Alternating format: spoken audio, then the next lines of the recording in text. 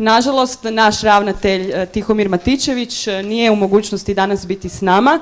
Njegov govor pozitivan odnos pročitati će voditeljica B smjene, gospođa Nedeljka Vujanić-Lešnik.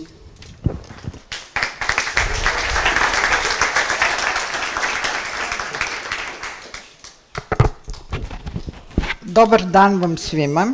Zahvaljujem što ste ovdje. Mene zapao zadatak i čast prenijeti vama riječi našeg ravnatelja. Da bi bili sigurni, ja ću to pročitati, što bi inače ravnatelj govorio, da ne bih nešto zabrljala. Škola je suradnja. Suradnja ravnatelja i nastavnika. Nastavnika i učenika. Ravnatelja i učenika. Dakle, naša je škola mjesto suradnje nas i vas, poštovani učenici.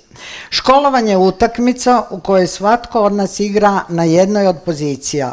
Odlična utakmica za one koji žele surađivati i razvijati momčadski duh. Za one koji žele istaknuti samo sebe. Za one koji se samo natječu, školovanje nije lijepo.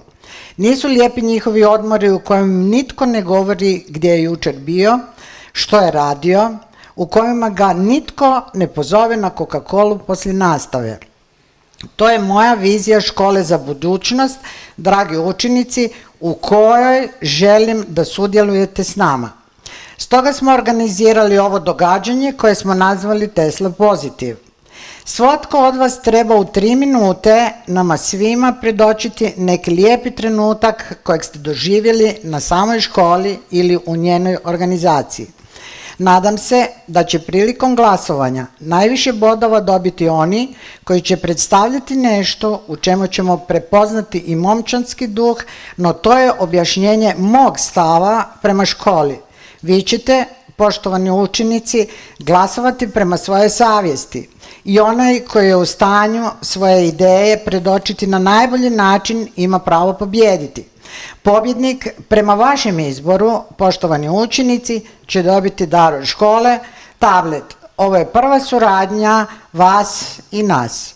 Nastavnici će svojim primjerom pokazati kako se prezentira u javnosti. Naši gosti iz inozemstva će vam pokazati kako prezentirati. Onaj koji bude smatrao da je bio zakinut zbog lošeg prezentiranja, neka se obrati nastavnicima iz momčadi nastavnika EU projekti, jer je od sada to njihova zadaća koju sam im dodijelio da vam pomognu u nečemu što je izuzetno važno. U našem društvu se događaju ogromne promjene, a u hrvatskom školstvu presudne. Škola za život stavlja učenika u središte pozornosti. Ravnatelji i nastavnici postaju skretničari, a učenik mora naučiti upravljati svojim učenjem. Mora naučiti tražiti informacije na internetu, prepoznavati lažne vijesti, te oblikovati svoje misli i način na koji će ih izreći. Javno govorenje i prezentiranje je vještina koja se nažalost ne vježba, a svaka vaša mala ili velika inovacija, tehničko poboljšanje, svaki napredak u vašem školovanju morate moći objasniti. To je zanat kojeg valja početi učiti u školi. Iskustvo nas uči da se iskustvo ne može naučiti, rekao je Dragutin Tadijanović, ali ga valja učenjem steći. Srećom, postoji puno tehnika koje možete iskoristiti kako biste si olakšali i ubrzali učenje. Psiholozi će vam reći da napravite raspored svog učenja, obratite pažnju na okruženje u kojem učite, a ja vam savjetujem da prvo zagrijete svoj mozak i da pristupite rješavanju svake školske zadaće uz smiješak.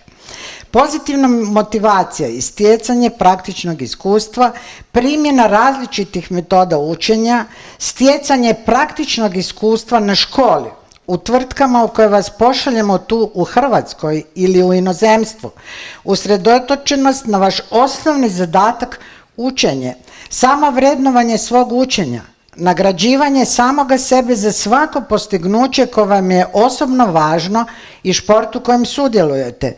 Makar se šport zvao branje kukuruza, hodanje do škole, vožnju biciklom u školu.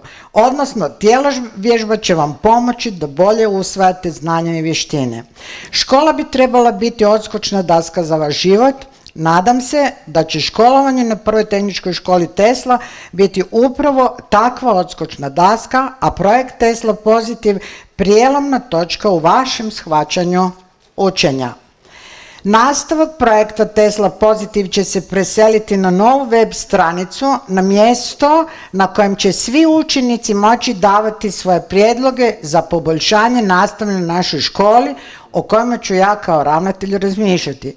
Naravno, sa svoje službene adrese, dakle s punim imenom i prezimenom, to će se zvati Reci ravnatelju. Dakle, molim vas, pratite što, kako vas podučavaju vaši nastavnici. Vi ste svi iz ovog stoljeća, mi smo rođeni u prošlom. Zato vas molim za suradnju na suvremeni način. Razmišljamo o tome da će najbolje ideje za poboljšanje nastave, rada u labosima, mopčanske atmosfere, odnosno ozračja suradnje biti predstavljene sljedeće godine na konferenciji koja će se održavati pod nazivom Tesla Komparativ, a godine iza toga ćemo organizirati Tesla Superlativ. Možda će neki od vas u to vrijeme već raditi, studirati, ali ova škola ostaje zauvijek vaša škola i vaša pozitivna iskustva i vaš novi način učenju i vi u središtu zbivanja. Ti učenici će u prvom redu, baš ne vidim nijednog u prvom redu, ali u drugom da, dobro. Ti učenici u 7. ti koji stojiš i svi koji stojite iza, svi smo mi dio školske momčadi koja će suradnjom dobiti ovu utakmicu. Suradnja je u 21. stoljeću na prvom mjestu, kao što je natjecanje bilo u 20. stoljeću na prvom mjestu. Onaj koji se ne želi mijenjati, ne želi stalno učiti i koji ne bude upravljao svojim učenjem, tog će pregaziti vrijeme. A da nas ne pregazi vrijeme, ja u ime ravnatelja Prve tehničke škole, profesora Tihomira Matičevića, otvaram ovu konferenciju i s obzirom da ste primijetili da se sve snima, ravnatelj će pozorno proučiti sve što smo kazali i još jedanput, učenici, ne zaboravite glasovati, dajte svoj glas najboljem, pozitivnom. Dobrodošli svi u Tesla Pozitiv.